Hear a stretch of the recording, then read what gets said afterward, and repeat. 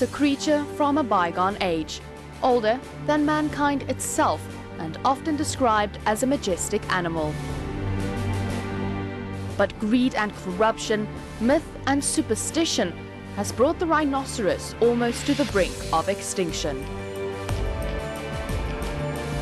Even the Kruger National Park, which is supposed to be a safe haven for these animals, has raised its concerns over the steadying decline of this mammal. No matter where you come from, which way you look at it, Kruger is a complex place. And for many people, Kruger may be a big place that are natural, but for other people it may not, because there's some water and fences around. Kruger is not isolated. We are on the boundary with Mozambique, and then there's those other national parks in Zimbabwe and Mozambique, and things like elephants don't have passports. They walk where they would like to walk. And all those little black dots are various villages or townships or towns where people are living. Those people are influenced by what happens here. They are our people. They are part of our business that we have to do out here. The reserve says there are a number of challenges they face on a daily basis to try and conserve the ecosystem.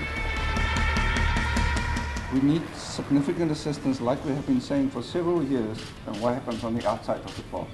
We have to influence the decision that people make to come and poach or not.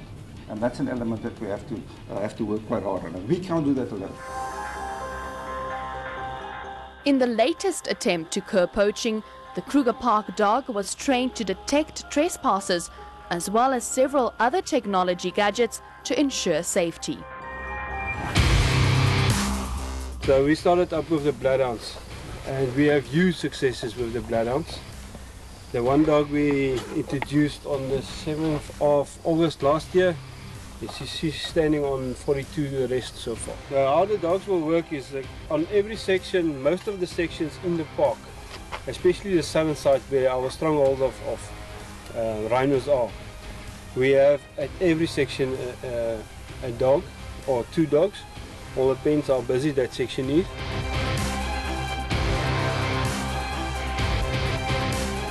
A combination of all these technologies put into a specific tool, one of the tools that we have, or one of the tools that we want to have in the future. And we're looking at the wide area surveillance system, also known as the postcode Meerkat. This specific system is looking across vast amounts of terrain, which would require a lot of manpower to do. Using people, it becomes very costly to have persistent surveillance in the area. This system can run for 24/7. The biggest mistake with something like this is that you just put it and look randomly. Nothing's random. Everything's got a pattern. We're all human. A poacher is human. He operates in human behavior. We need to understand that behavior so we can deploy the system.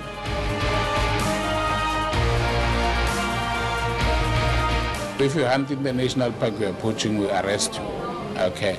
Just do not wake up and go hunt. There's a protocol which we have all agreed, them, ourselves and the province, that issues permits. However, despite prevention methods in place, the death rate for these mammals still exceeds the birth rate.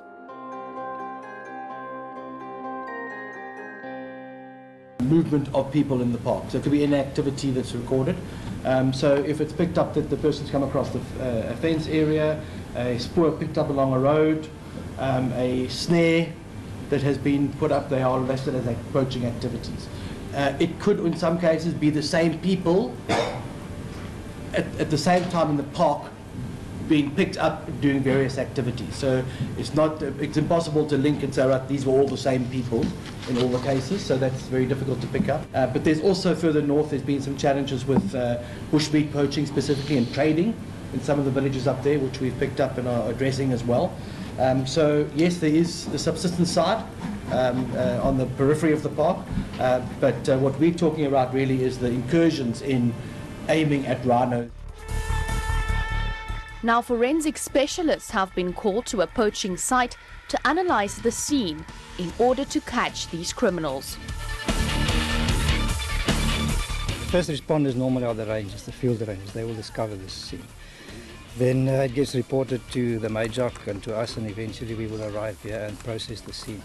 Now this is not a fresh scene, so we won't find a lot more than maybe ballistics, but the steps are to sweep the scene, to interpret first of all what happened there. You need something with a little bit of bush skills that can tell you what happened there, and then whatever evidence we find there we will gather, and then we will also do a post-mortem on this animal, because we need to find a bullet if we cannot find anything else. And our motto is, if we don't find the bullet, we fail the animal.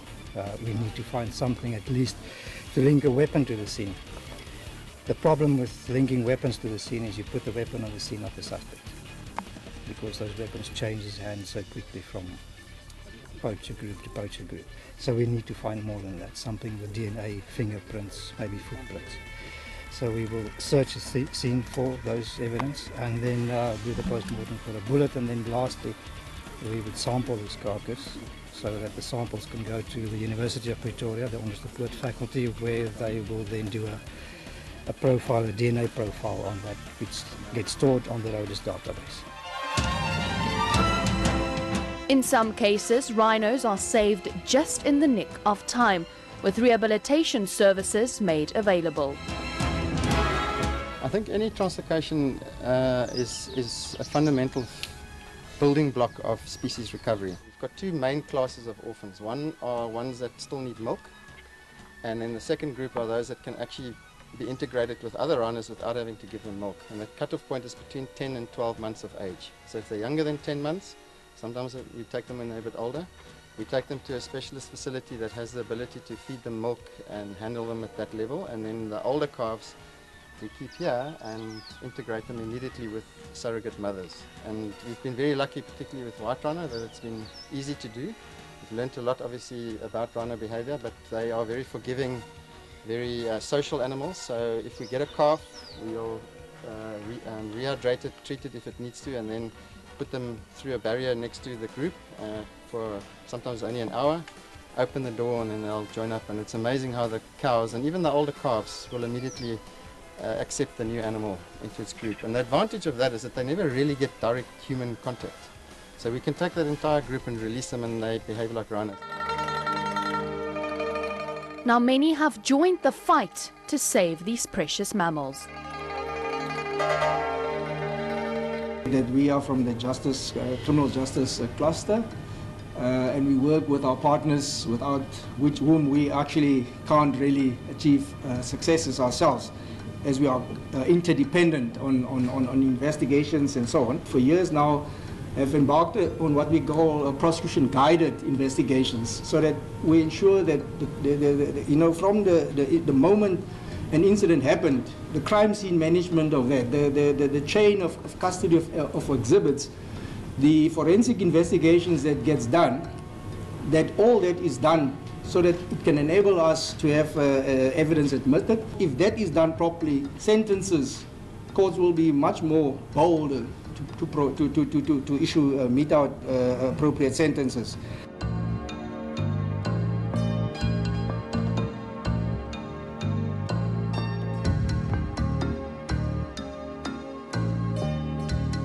The fight against rhino poaching is far from over, but with the help of the brave rangers on the ground and new technology being introduced into the park, there has been an increase in arrest and a decrease in the number of rhino poaching incidents.